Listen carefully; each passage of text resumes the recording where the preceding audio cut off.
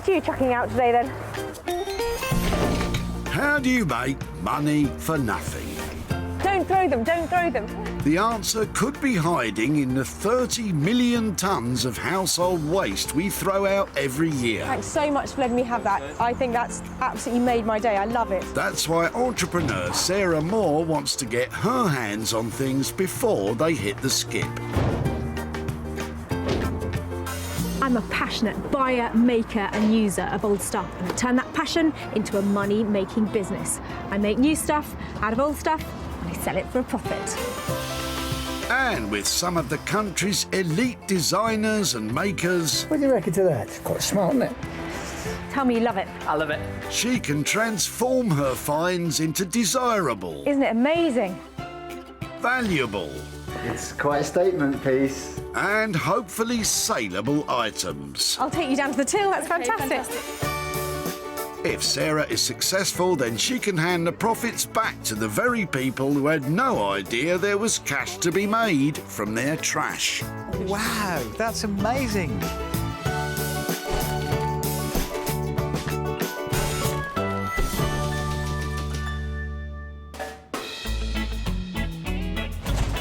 Whitley Recycling Centre in Surrey is a veritable smorgasbord of unloved, smashed-up items. The range of rubbish coming in here today is fantastic. From a bed that's been living in the shed to a chest that's well past its best. If I can see potential profit, I'm on it. Sarah, who's been granted special permission to be here at Whitley, is on the hunt for 3 items from which she can turn a profit. It's a tough job, but somebody's got to do it. If you say so, Sarah, I could think of a few things I'd rather be doing. It's not long before Sarah, eagle-eyed as ever, spots Vivian unloading the boot of his car. Hello. Hi. Is it a new heating system? It looks like the remnants of an old one to me. Yes, more or less, yes. I love copper piping. Well, I know copper piping's worth something, so... It's worth something to me because I love all the way that even I can use the compression joints and things to Right. join it together. Would it be okay, instead of tipping it, to let me have it so I can see if I can do something with it? Goes. My wife's Danish, and over there they sort of do all sorts of architectural things in their gardens with all this piping and Yeah, all that yeah. waste stuff, you know. I love the way it ages and how it looks, and you can polish it up or leave it like this. So and it makes great things like lighting and. I'd like to see the finished result then. I would definitely, if it's okay, keep in touch and show you what I've made. I hope I do it justice because it looks like there's a bundle of it here. Jolly good. Okay. Thank you. Fine. There's a lot to live up to with this find, what with Vivian being so familiar with recycled copper cast-offs. He's bound to have some suggestions for what could be done with them. Well, I think she was going to do some artistic work, was she not? Is that the idea? Vivian, we haven't a clue. I love the fact with the copper pipe you get all of these joints, these compression joints, so even I can use it like a massive Meccano set. So I think if this is turned into a lovely luxury interior design item, there is a profit here to be made too. It's going to take a lot of imagination to transform that collection of pipes. Fortunately, Sarah knows just the people.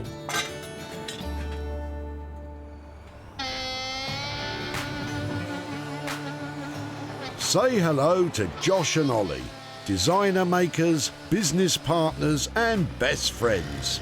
These boys use naturally recycled materials to create handcrafted furnishings and high-end interior pieces. Definitely love what we do. I think we're really lucky in that sense. I think what makes us different is that we have got original ideas and we have got our own style to bring to the table. Josh's background is in woodwork, but my background's in graphic design. But it's like a really nice combination, and I think we've got some pretty crazy ideas and think quite out of the box. Yeah, I think it does make us stand out from the rest. They do say that 2 heads are better than 1, which is good news, as it's going to take some serious brain power to make anything with this little lot.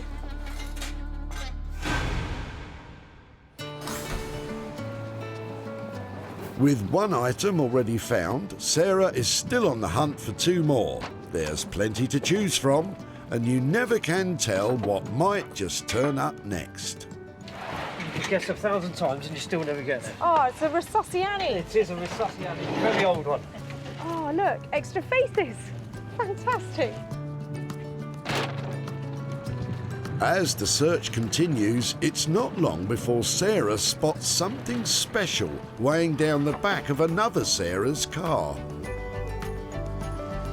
Hello. Are they your floorboards? They are our floorboards. Wow, you've got loads of them. So what kind of age of house are they coming out of? This part of the house is probably not that old, maybe about 50 odd years. Okay. So that's why they haven't got loads of worm in them. You've got so many of them. It looks like such a good supply of wood. It'd be great to take a couple away and see if I can reuse them or even make some furniture out of them. That would be fantastic. You can have as many as you like. Any ideas what I might make out of them? Don't know. I hope it's something more exciting than a table. I know. I was just thinking it's got table written all over it. Yeah, I was just thinking that, but Depends I how want good to a see- table it is. Well, I suppose.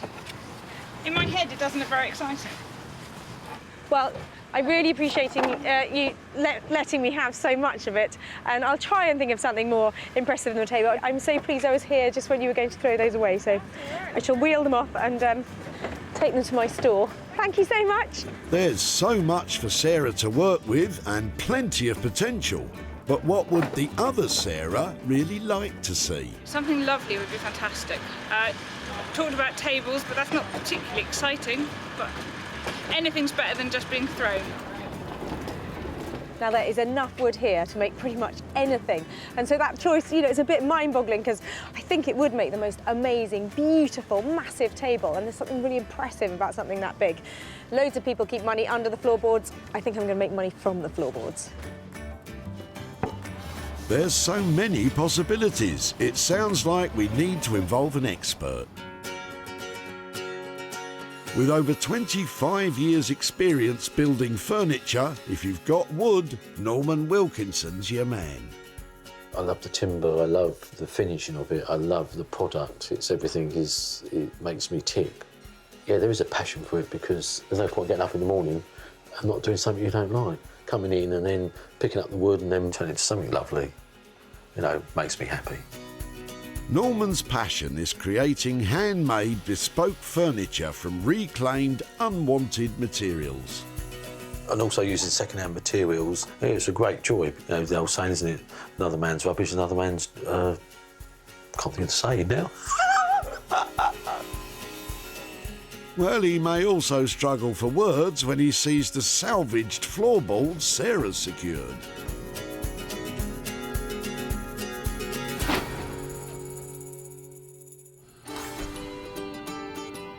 Sarah has only one item left to find, an item which she can work on herself. Oh, wow, look at that. My luck is definitely about to change. Look at that, an old one as well. 1963, right. Come on, lucky penny. I think that luck is about to pay off, as in the back of Richard's car lurks a plastic heron, the sort used to deter other herons from a pond. Now that's amazing. You can't throw that away. Oh yes, they don't work. Have you had it by the fish pond? Yes, I bought it many years ago. And the heron is quite a bright bird. Yeah. It soon learns that there's no danger from Oh, this. really? It might work for a few weeks, but No, they're too wise for it's it. actually been sitting in my garage for a number of years unused. Waiting for me, because Waiting for you. I think I can do something with it All right, good on you. that doesn't involve the fish pond. So All if right. it would be all right to have it Yeah. and save it from the tip, and I think he and I are going to have a lovely time together. Good. Thank you ever so much for letting me have him. All right, my I shall pleasure. hopefully keep in touch and show you what I've done. Okay. Thanks ever so much. Now, what is she going to do with that? Seems to me the perfect idea of recycling. I don't need it, so if somebody else can use it and make something of it, that's fine by me. I love my new friend. What do you think? Attractive? He's definitely been around a bit because I know this would have been all coloured up and stuff, but I think because he's got such a, he is just a heron, I think it'd be lovely if I tried to make some taxidermy with him to make him look like a real heron rather than a plastic one. Yeah, because everyone wants an evil bird-scaring deterrent in their living room. I think this could be a tough sell. That's 3 items saved from the skip. The copper pipes will be refurbished by Josh and Ollie, the wooden floorboards will be dealt with by Norman, and finally the plastic Heron. Well, there's only one person keen to take that on, and that's Sarah herself. Today has been incredible with such a diverse mix of items gathered, and I can't wait to see all that bounty transformed into show-stopping moneymakers.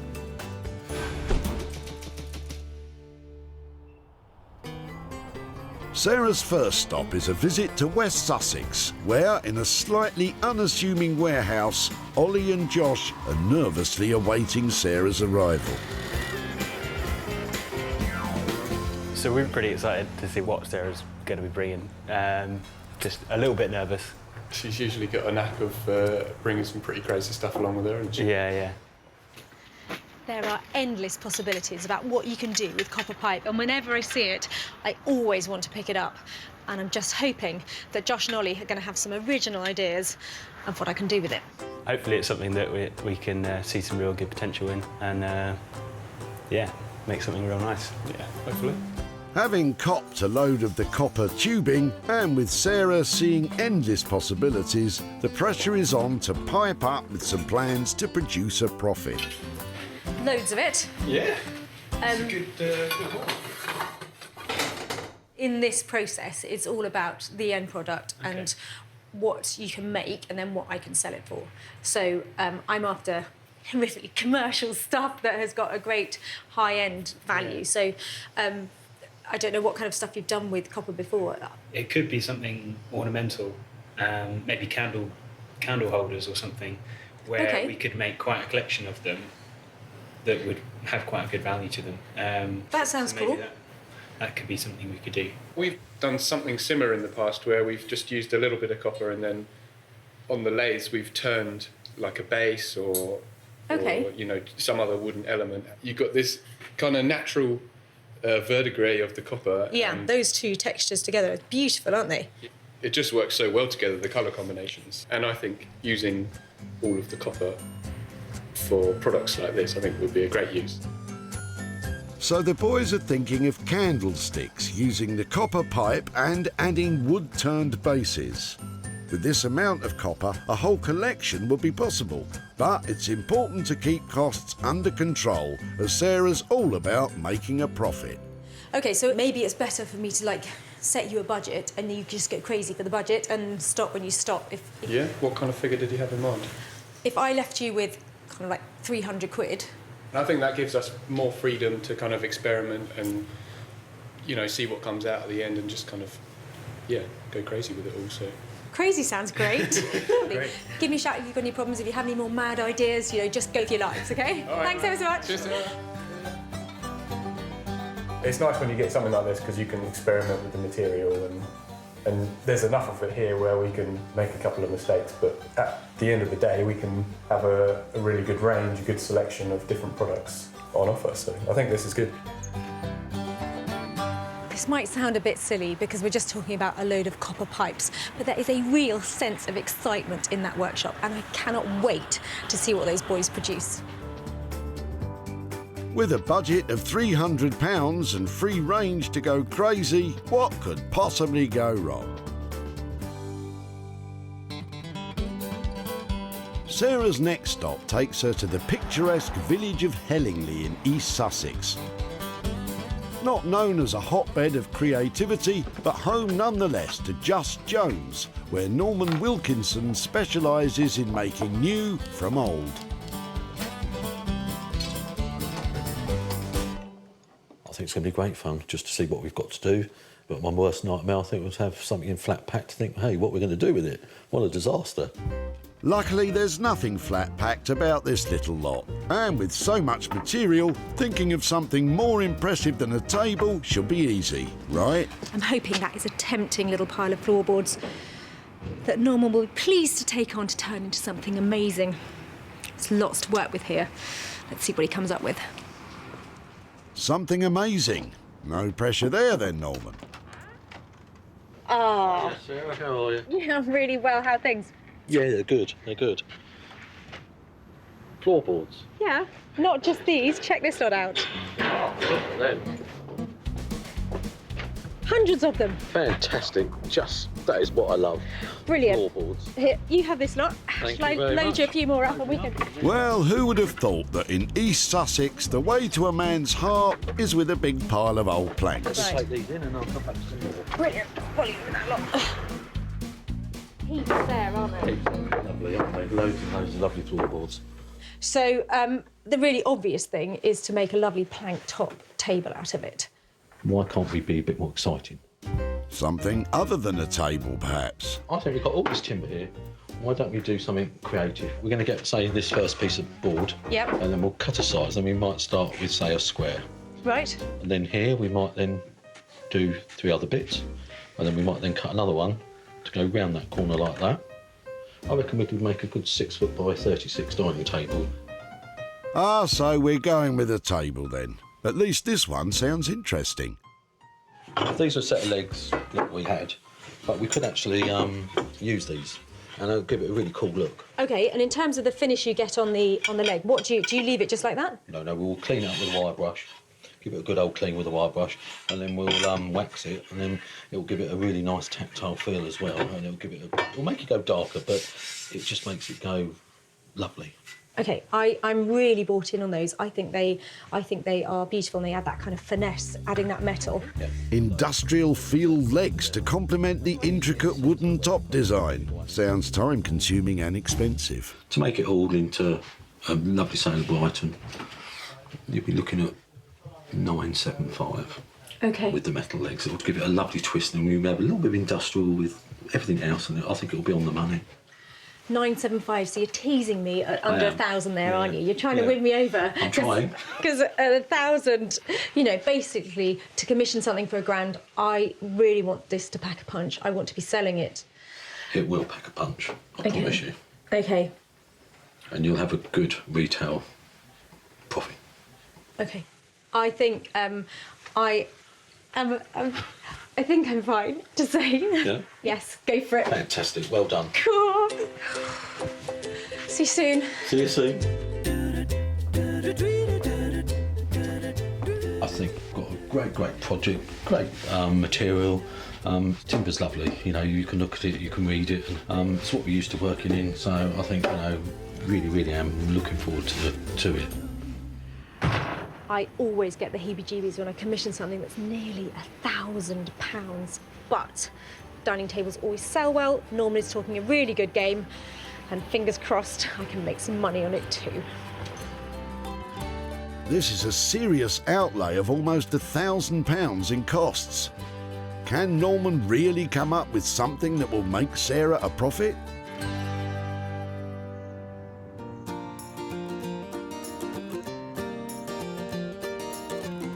Back home in idyllic West Sussex, where wildlife is in abundance, Sarah has been inspired with her very own project. They say that a bird in the hand is worth 2 in a bush. Perhaps that's where this bird should have been left, in a bush.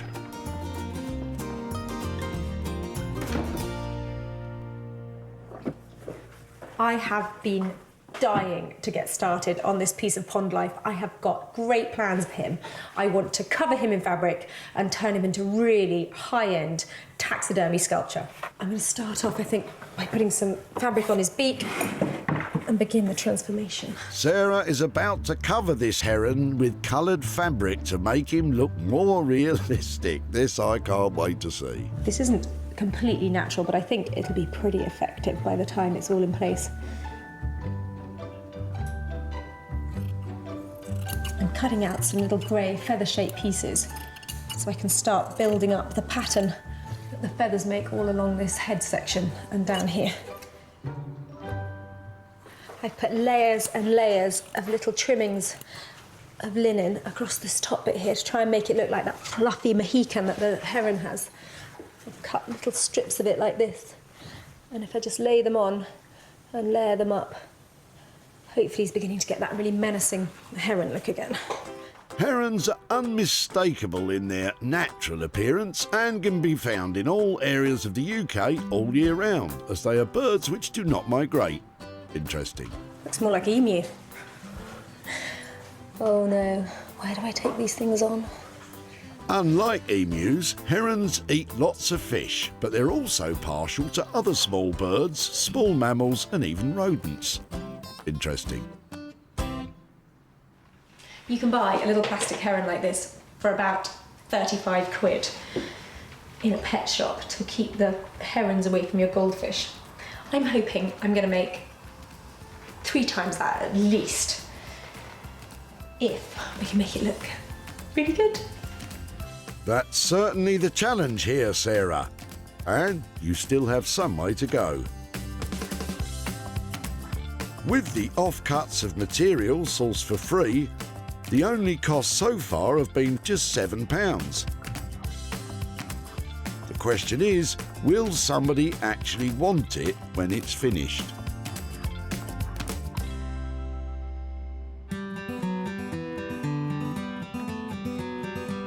Back in West Sussex, the boys have taken Sarah's words regarding mad ideas to heart. And if their plans are anything to go by, things are about to hot up around here. What we want to do is probably use some of this bigger pipe to make our candelabras, and anything we've got left over, then we can melt down to make the joints. So we'll probably chop up most of the skinny stuff, because we want to create like a solid bar of copper where we'd have the bigger tubes kind of coming out of the bar. So that would be our like candle holder part, and then we're going to turn a wooden base to it as well. This is sounding more and more ambitious. Josh and Ollie start on their classic candelabras by cutting up the copper that they intend to melt down. The boys plan to use a method of casting called the lost wax method, although with a slight twist on this occasion, it will be a lost polystyrene method. That works. Just a tiny bit. The idea is that the desired look of the final item is created using polystyrene, which, once in contact with molten copper, burns away, leaving an exact shape mould. With this polystyrene idea, it's not definitely going to work. We have tried it a couple of times before and managed to get something out of it, so just hope that it will work today. Not only is this their own method of casting they're trying out, but they will also be using their own homemade furnace. Yikes! The boys have lined half an oil barrel with heat-resistant cement and have built an air duct at the bottom to which a hairdryer will be attached. They're about to heat copper to above 1,000 degrees. Good luck, guys. I've got a feeling it could go really bad. Why? Once the molten copper gets into this bit, it could just run all down these pipes. That's absolutely what's going to happen, isn't it? So we either go for it or try and prevent that. It's making us look heavily stupid right now. To be honest, this is half the fun. I mean, if everything went smooth, it'd be pretty boring, you know? So this is where it gets interesting. Having spotted a flaw in their casting plan, the boys choose the prevention route rather than just going for it. By packing sand into the bottom of the pipes, the hope is that the molten copper will be prevented from escaping down the hollow tubes. And it's only until you do stuff that you realise where the problems are going to come from. Because you write this down on paper and you can't really see that happening. So you've got to actually get out there and do it before you realise where the potential mistakes are going to come from. If you say so, Josh. In such critical operations as this, teamwork is everything and clear communication is key.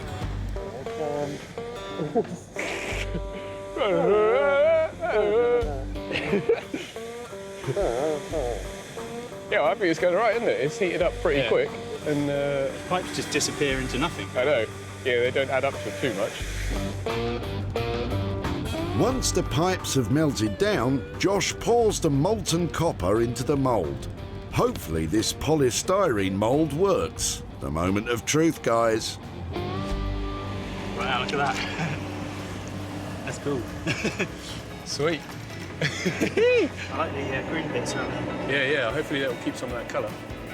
It's pretty rough. Well, no, it's smooth, but like, you got like the pipes kind of half showing. Yeah, come on. The homemade furnace has worked like a dream, melting the copper down.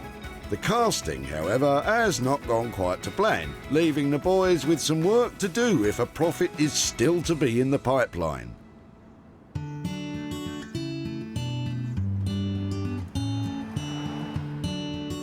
Back in East Sussex, Norman is embarking on making a complex mosaic tabletop out of the old floorboards Sarah left behind. Not as simple as it sounds. Today we're going to start the table with the floorboards. We've already pre-cut the size of the table, so this is the size of what we're going to be working on. So we're going to start in obviously one corner because it's the easiest part. And I'm thinking that we're going to go there, cut across the saw there, and then we can then use that to start and then start working away across the piece. Norman's first task is to cut the floorboards into all sorts of different shapes and sizes. To make it stand out, we want to chamfer all the edges. So we get a plane, and as you can see, we're just taking the edges off. They don't, you know, if one's a bit more than the other, it doesn't matter because it'll all add to its charm. The challenge is just keep concentrating and get it right, and hopefully we don't go out of the square. Because 9 times out of 10 we do. So, you know, we cut it and then we put it down and, you know, you don't quite get it on the edge and we lose what we're doing. So we've really got to make sure we're doing it right. So Norman is using an MDF base to stick the small pieces of floorboards to with both wood glue and nails. And also we try and get some of the grain going the other way, because then obviously when we come to strip it and polish it, it's so much better having the grains going in a different way because it'll give it another different look and another different texture. So again, we've got to take the just take the edge off. With so many blocks to cut and with no definitive plan to follow, it would be easy for things to go wrong. So it's important for Norman to maintain a focus on the task in hand. It's fun, but then also when you're playing with the bricks and trying to make it work, it can do your head in as well, you know, because you know, you're doing so many blocks and all of a sudden your mind's going everywhere. So sometimes you have to stop for 10 minutes, really think, and then see where you're going again. I imagine when I go into bed tonight, I'll be thinking blocks, won't I? That's all I see, you know. Instead of counting sheep, I can count blocks. And then when I put it down. At a cost of almost £1,000, this project is certainly enough to cause a few sleepless nights. Let's just hope when it's finished, Sarah is able to make a profit from all those fragments of floorboards.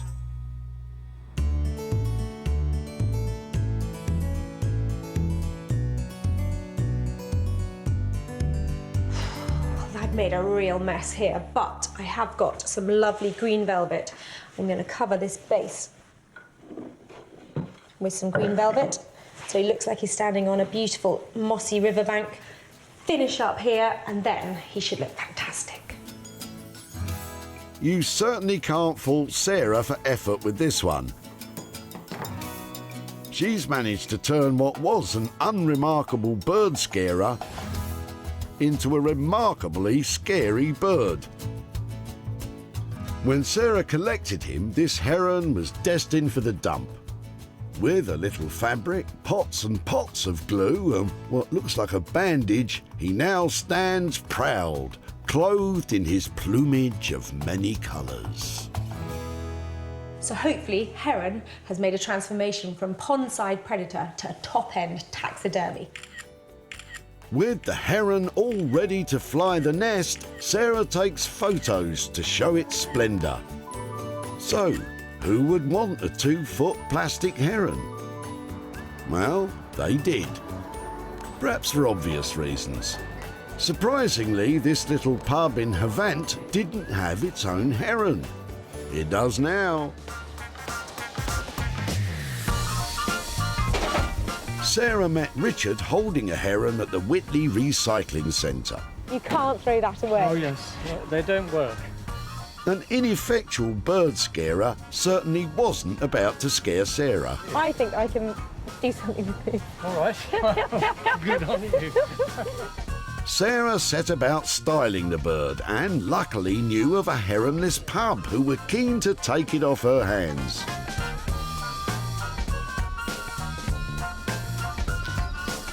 Now, Sarah has returned to near Whitley to update Richard on his old bit of pond life.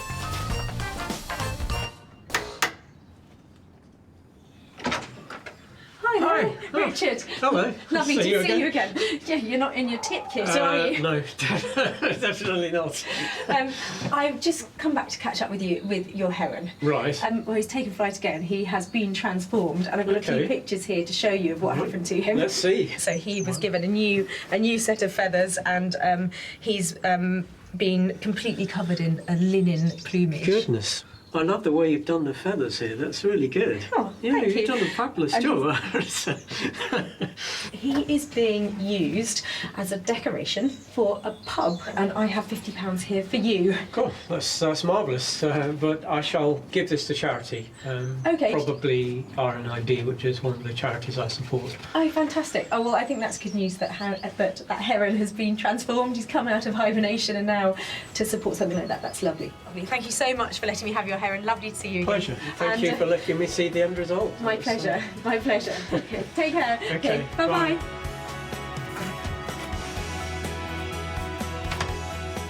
The heron transformation cost Sarah just £7 in total. £5 for the plinth and £2 for the glue. And with the new feathered friend selling for £57, that left a profit of £50 to be handed back to Richard.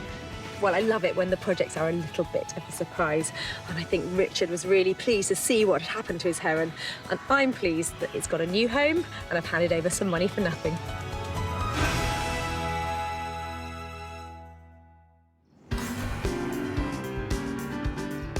With a bird no longer in hand, Sarah's heading back to West Sussex to catch up with Ollie and Josh, with whom she left a treasure trove of old copper pipes. So I left Josh and Ollie with a mission. They had £300 and a pile of copper pipe to transform into something saleable that I can make a profit from. How did Josh and Ollie feel about Sarah's visit? Confident. I'm ready. I think she's going to like these. They're pretty fun, so... Yeah, I think she's going to react well to these. Sarah left behind the remnants of an old heating system in the form of a jumble of copper pipes. Ollie and Josh have heated and polished, hammered and chiselled, and with a lot of trial and the odd bit of error, they've created a magnificent modern stylish range of candlesticks and flower holders. Wow! They are fantastic. They are beautiful. They are lovely. Thank you. Great group together, aren't they? Yeah. And boy, you've had some fun with that lot, haven't you? Let's see those. So talk me through that. What have you done? Well, yeah, This was the mission. The original idea was to use some of the copper pipes to obviously melt down and make these, but our setup is sketchy. So we've made our own furnace and it doesn't always work to plan. Although our kind of setup is quite sketchy, I think that is kind of what makes them quite nice, because they're not very, they're all kind of bubbly, and that kind of adds to the charm of them. I really like the way you have polished and not polished and got that contrast and stuff going on. They are going to sell instantly. People are going to make these, people are going to copy you making these, because when you get hold of one for the first time, you just want to touch it, don't you, and get your hands on it, and it's, I think that you've done really well. 300 quid? Budget? Is Fine that for us. Yeah? Yeah. I hope you can make some money on top of that.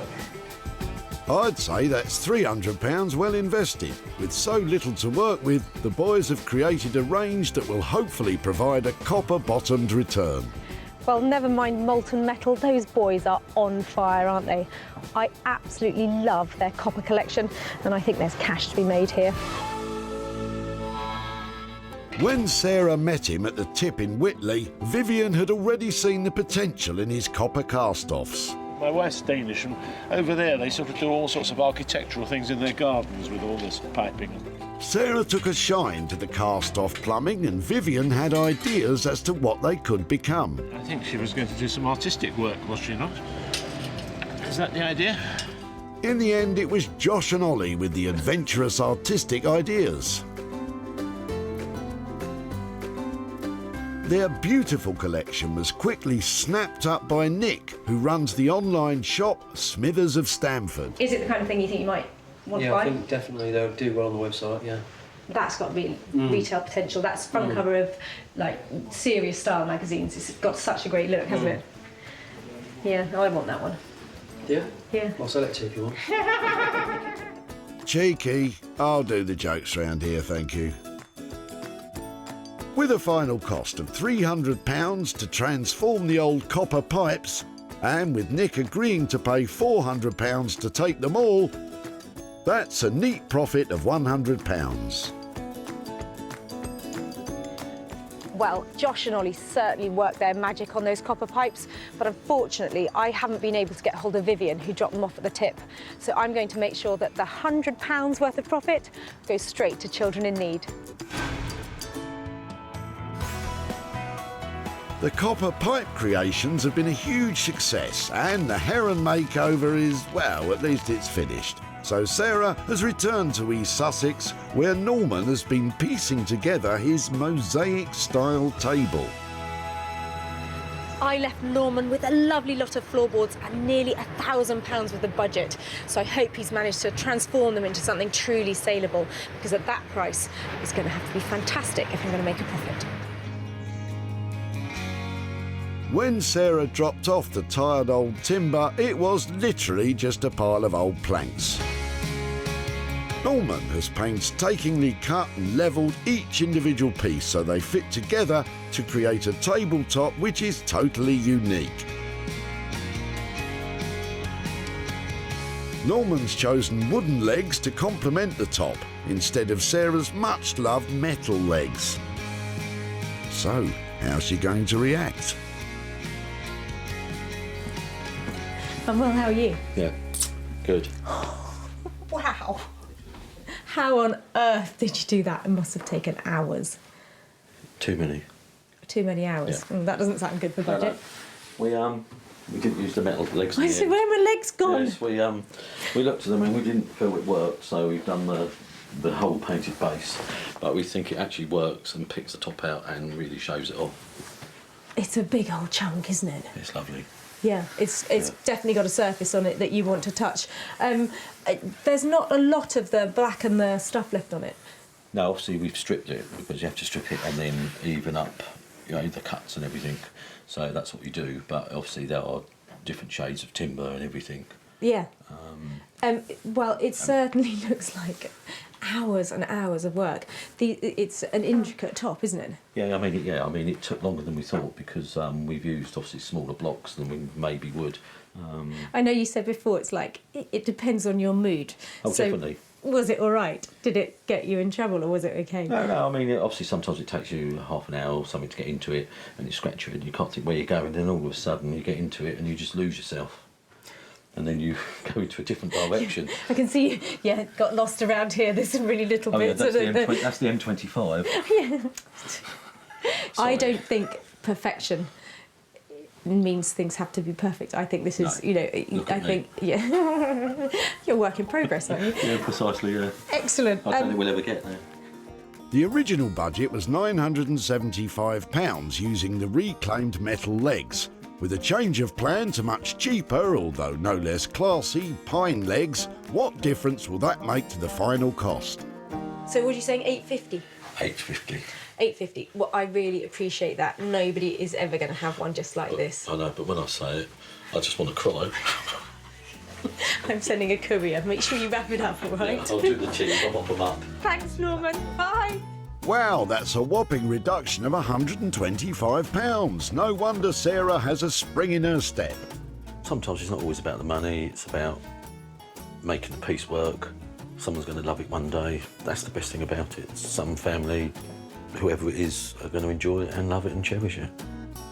Well, if you're going to have a table that's got crazy paving all over the top of it, that's a very good example of it. I'm glad the budget has gone down a bit because I'm going to have to find somebody who really likes that look in order to buy it and make a good profit.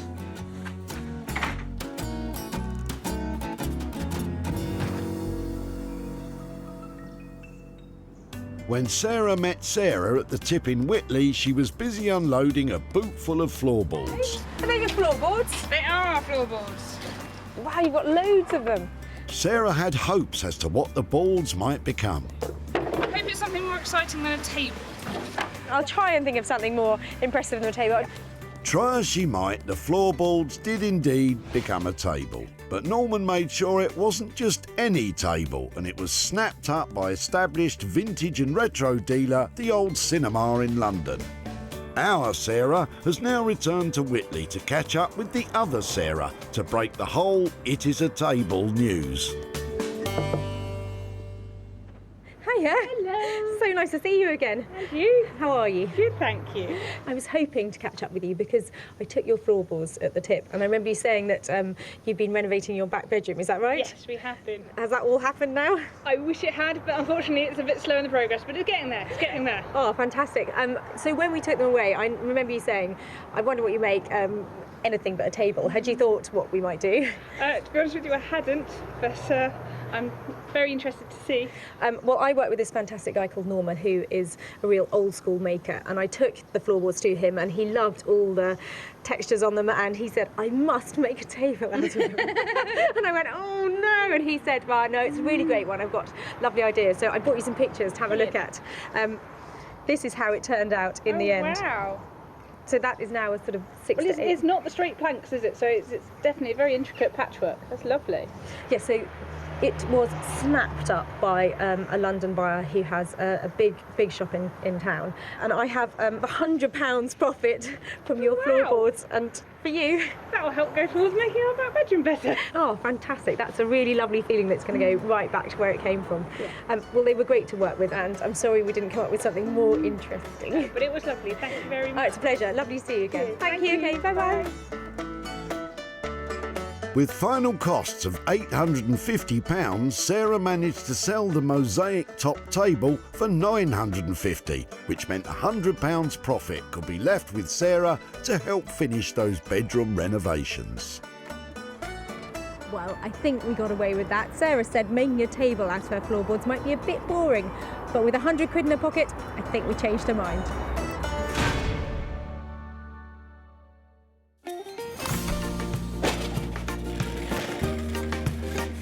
Sarah has salvaged 3 unwanted items from the Whitley Recycling Centre. Vivian's old copper pipes were turned into candelabras and candlesticks. Sarah's floorboards were made into a mosaic-style table. And the plastic Heron has been adorned with a new coat of feathers. So that's 3 more things saved that were destined to be dumped. And we met some fantastic people, created some amazing items, and we turned a pretty decent profit too.